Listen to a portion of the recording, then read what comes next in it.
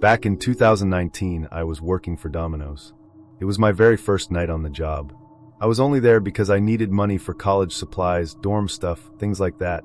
Since it was my first night, I was being trained, which meant the manager accompanied me on my first few deliveries to observe how I handled things and walk me through the process. It was getting late, around 8 in the evening, when we got an order come in. Our store wasn't set up with the modern electronic systems they use today, where you can see delivery locations on a screen. We had to look up directions on our phones. We pulled up the address, grabbed the order, and loaded everything into the car. I still remember exactly what it was. 4 large pizzas and 2 bottles of Pepsi. Since I was the one being evaluated, we used my car. It was me, my manager, and another trainee I hadn't met before. The house we were heading to was way out in the middle of nowhere. My town was pretty old though, so driving several miles without passing anything wasn't unusual. It took us somewhere between 15 and 20 minutes to get there. When we pulled up, the house looked old. Really old. It was a 2-story home that was completely run down. The wood was chipping and peeling. Some of the windows had boards nailed over them. It was not the kind of house you would ever expect anyone to actually be living in. I remember turning to my manager and asking if we really had to go up there. He told both of us yes, but assured us he would come with us and handle handing over the pizzas and sodas himself. I hesitantly climbed out of the car and noticed the other new guy looked just as uneasy as I felt about walking up to that front door. We had barely started making our way toward it when the other trainee said he thought he saw someone watching us from the window furthest from us on the 2nd floor. Our manager told him he was just being paranoid and that this wouldn't take more than a minute or 2. He reminded us to stay calm and be professional. I have no idea where I found the nerve to ring the doorbell, but I did, and of course it didn't work. So my manager knocked hard on the door. No answer. We stood there for about 15 seconds and knocked again, harder this time. Still nothing. All 3 of us were getting impatient, and on top of that there was a smell, something rotten, and we couldn't tell whether it was coming from the house itself or whether something inside had died. After about a minute of waiting, the door finally opened, but only partially, just enough to show part of someone's face. A voice asked who we were and what we wanted. My manager said we had their pizza. The guy immediately unlocked the door the rest of the way and shifted into this overly friendly demeanor that honestly unsettled all 3 of us more than the silence had. He appeared to be an older man, at least in his 50s. He told us it had taken him a while to get to the door because he had trouble getting around. My manager handed him the receipt and asked if he was paying with cash or a check. The man said he'd be right back with the money and walked away, leaving the front door open. I took the opportunity to look inside. The house was completely empty. No furniture, nothing on the walls, just bare floors and a couple of blankets lying around. It was pretty clear this man was homeless and had been squatting in the house since no one else was using it. That's when we heard footsteps from upstairs, and not just one person either. Multiple sets of footsteps. That's when the mood shifted, and the 3 of us got genuinely uncomfortable. It also made what the other trainee had said about someone watching us from the window feel a lot more credible. My manager called out asking if the man had the money yet. No response came back. Then the footsteps stopped. Everything went quiet all at once. The only sound was the 3 of us breathing. My manager told us to stay at the front door in case the man came back, and said he was going to walk around the outside of the house to check if the man needed help or something. We nodded, and he headed off toward the back. A moment later, the 2 of us heard footsteps again, but they weren't coming from upstairs this time. They were coming from somewhere below us. We looked at each other completely puzzled, uneasy, and honestly not sure what to make of any of this. Then we heard our manager scream, followed immediately by the sound of frantic running. He came sprinting around to the front of the house, looked at both of us, and told us to get back in the car because we were leaving. I have never driven faster in my life than I did pulling away from that house. Once we were on the road, my manager explained what he had seen when he went around to the back.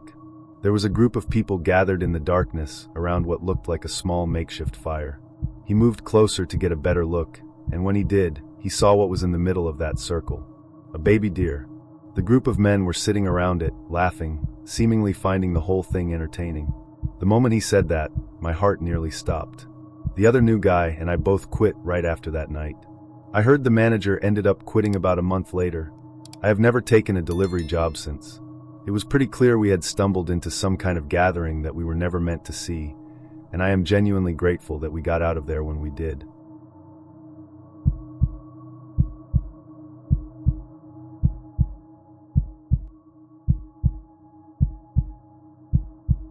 It was my first day working for a plumbing company.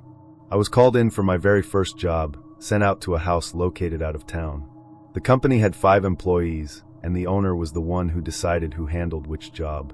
I don't see it as a coincidence that on my very first day, I was assigned to some undesirable call way out in a rough area.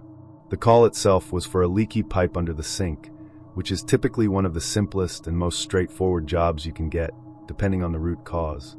I pulled up to the house for my first ever call and was immediately greeted by an absolutely disgusting-looking property, completely run down like nobody had lived there in years. I walked up and knocked until a middle-aged man answered the door. I didn't like his vibe from the very first second. He had this unflattering, disproportionately wide smile that made his entire face look unsettling. His voice was also surprisingly soft and high-pitched, not at all what I expected to come out of his mouth, or maybe it was fitting given his unusual appearance. He welcomed me inside. Right away I noticed there wasn't a single piece of furniture anywhere in the house. I asked if he had just moved in. He said yes, and then let out this chuckle, though giggle might be a better word for it because it was just this strange, high-pitched little laugh. He brought me to the kitchen, and the first thing I did was set my equipment down on the counter and open the cabinet doors under the sink. I slid myself underneath and started examining the pipe, specifically looking at the P-trap and the lock nuts to check whether they were too tight or too loose.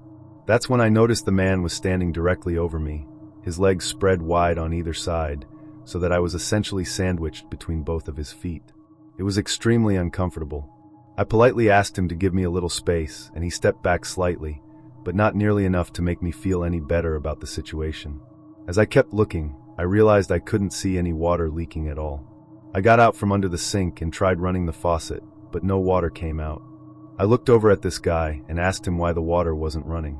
He told me he must have accidentally shut off the main water valve without realizing it. I stood there speechless for a few seconds, and I am not exaggerating.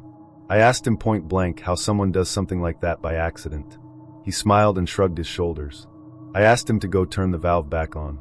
He turned around, said he'd be right back, and I watched him leave the kitchen. Then I heard his footsteps going up the stairs. In my entire career, I have never once heard of a main water valve being located upstairs in any house. I knew something was seriously off with this guy, and with the whole situation, everything from the condition of the house to his mannerisms. And then I started hearing what sounded like multiple sets of footsteps from upstairs, all moving toward the stairs and coming down fast. In a split second, I made my decision. I grabbed all my stuff, walked quickly to the front door, and got out to my van. I am a pretty large and loud guy, and I don't intimidate easily when it comes to physical confrontations, but something about that situation, and that man told me that something bad was about to happen. I took one last look at the house and drove away. I called my boss Dave and told him it turned out to be some kind of prank call, because that explanation sounded a lot better than telling him I had gotten a bad feeling and bailed. I did a few minutes of digging on my own afterward and found out that the house was actually a vacant, abandoned property. I got the phone number that had placed the call for the alleged leaky pipe from Dave, and it turned out to be a voice over IP number, not a real phone number at all. I reported the whole sketchy encounter to the local police department just so they would have it on record and hopefully do something about that property.